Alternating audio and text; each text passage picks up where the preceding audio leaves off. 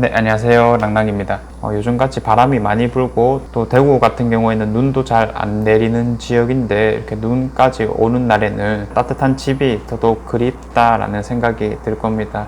이왕 내가 거주하고 있는 집이 또 내 소유의 집이면 더더욱 좋을 테니까 많은 분들이 또 내 집을 갖기 위해서 청약에 도전을 하고 있잖아요. 그래서 이 청약에 당첨되기 위해서는 우리가 어떠한 자세를 취할 수 있을까? 그리고 어떤 전략적인 접근을 할 수가 있을까라는 관점에서 오늘 내용을 한번 준비해 보게 되었습니다. 청약 당첨이 되려면 기본적으로 특공을 노려라 라고 말씀을 드리고 싶고요. 이 특공 같은 경우에는 기존의 일반 분양으로 들어갔을 때 상대적으로 이 경쟁에서 떨어질 수밖에 없는 사회 초년생이라거나 아니면은 이제 막 결혼을 하신 분들 같은 경우에 해당하는 내용이겠죠. 그래서 더더욱 오늘 내용을 잘 들어보시면 좋을 것 같습니다. 자, 최근에 특별 공급 미달 예상이라는 제목으로 뉴스 기사가 하나 나왔었습니다. 중요한 내용만 조금 짚어드리자면 2020년 대구시에서 특별 공급한 청약 현황을 한번 살펴보니까 청약 경쟁률이 다자녀, 가구, 신혼부부, 노부모 부양, 기관 추천, 생애 최초 이런 것들이 전부 다 1대1 혹은 2대1 수준에서 형성이 되었었습니다. 이것들 전체적인 수치로 봤을 때 고작 1.5대1 정도밖에 안 됐기 때문에 내 옆에 있는 사람 한 사람만 제치면은 충분히 당첨이 될 수 있다라는 측면이거든요.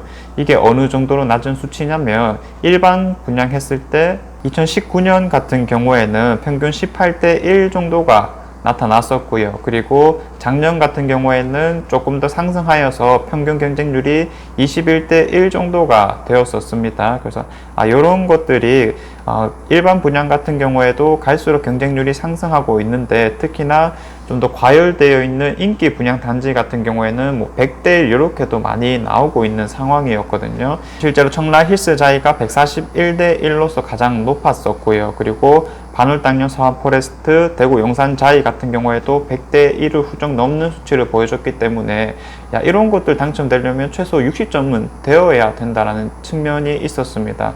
그렇다면 이제 막 내 집 마련에 꿈을 갖고 있는 상대적으로 나이가 어리신 분들은 이건 내 집 마련을 하지 말라는 것인가 라고 생각할 수밖에 없겠죠. 그래서 이제 특별 공급이라는 것이 나왔던 겁니다. 자, 특별 공급 같은 경우에는 한 두 가지 정도를 생각해 볼 수가 있습니다. 가장 많이 활용하는 게 신혼부부 특공이랑 그리고 생애 최초 특공이 있습니다. 먼저 신혼부부 특공 같은 경우에는 모집 공고일 현재 입주자 모집 공고일이죠. 혼인기간 7년 이내에 무주택 구성원들이 이제 받아갈 수 있는 것들이고요. 그리고 생애 최초 특별 공급 같은 경우에는 생애 최초여야 됩니다. 세대원 모두가 과거 주택을 소유한 사실이 없는 경우에 또 신청할 수 있는 특별 공급인 겁니다.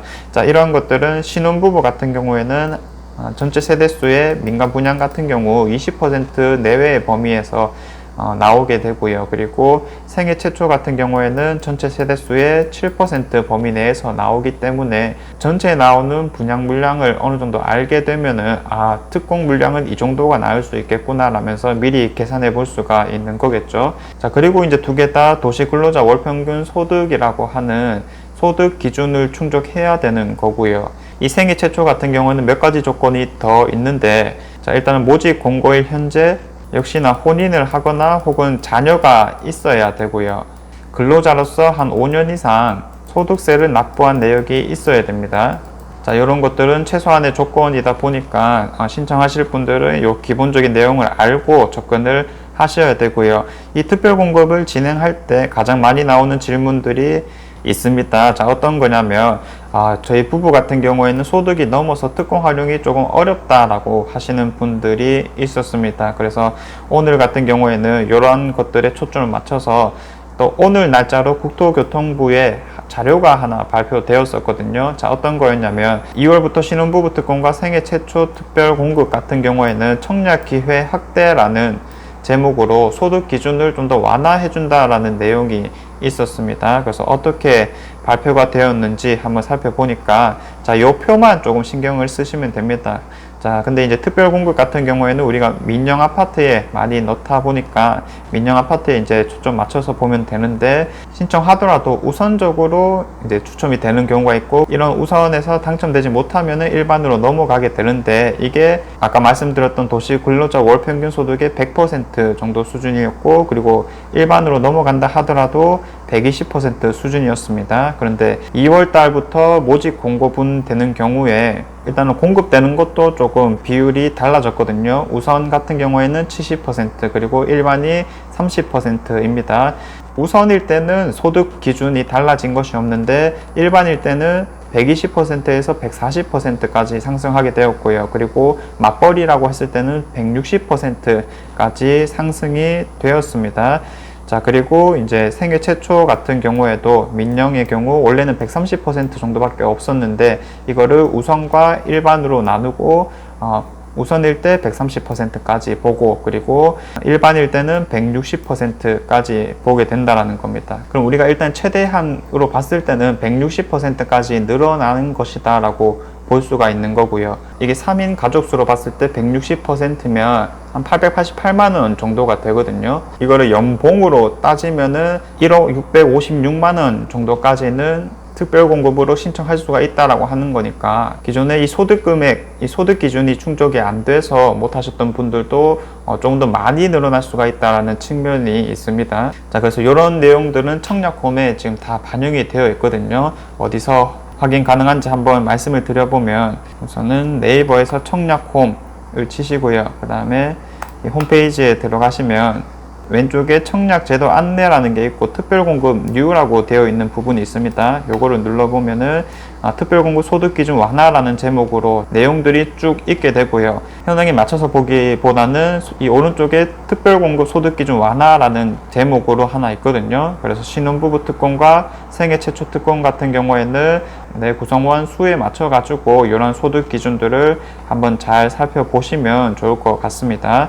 그러면 소득 기준은 알겠는데 이런 것들은 실제로 어떻게 계산을 하느냐라고 물으시는 분들도 꽤나 많습니다. 그래서 간단하게 말씀을 드리자면, 자, 근로자 같은 경우에는 근로소득 원천징수 영수증 상의 총 급여액 21번이거든요, 이게. 그래서 그런 것들을 체크해 보시면 나의 인정되는 금액이 이 정도구나 라고 하면서 이제 계산이 충분히 가능할 거고요. 이때 좀 주의해야 되는 점들이 있는데, 부부 모두 소득이 있는 경우에는 120%까지 인정이 된다라고 했었잖아요. 자, 그런데 이 상황에서도 부부 중 1인 소득이 전년도 도시 근로자 가구 월 평균 소득의 100%를 넘지 않아야 된다는 점이 하나 있고요. 그리고 아이를 낳기 위해서 육아휴직을 하는 경우가 꽤나 많을 거예요. 이런 경우에는 나 육아휴직 했으니까 그만큼 급여가 없는 거다, 급여가 안 잡히겠네, 이런 것들이 아니라 휴직 전 근무한 연도의 소득을 계산한다거나 혹은 정상 근무한 급여를 개월수로 나눠서 계산을 하기 때문에 이런 것들도 이제 놓치지 말고 진행을 해 보시기 바랍니다. 이게 당첨이 됐는데 이런 사소한 것들은 놓쳤다가 부적격 처리가 되는 경우도 있으니까 그런 경우는 최대한 없어야 된다는 측면이 있겠죠. 자, 그래서 이제 실제 사례들로 이제 입주자 모집 공고분을 살펴보시면 좋을 것 같습니다.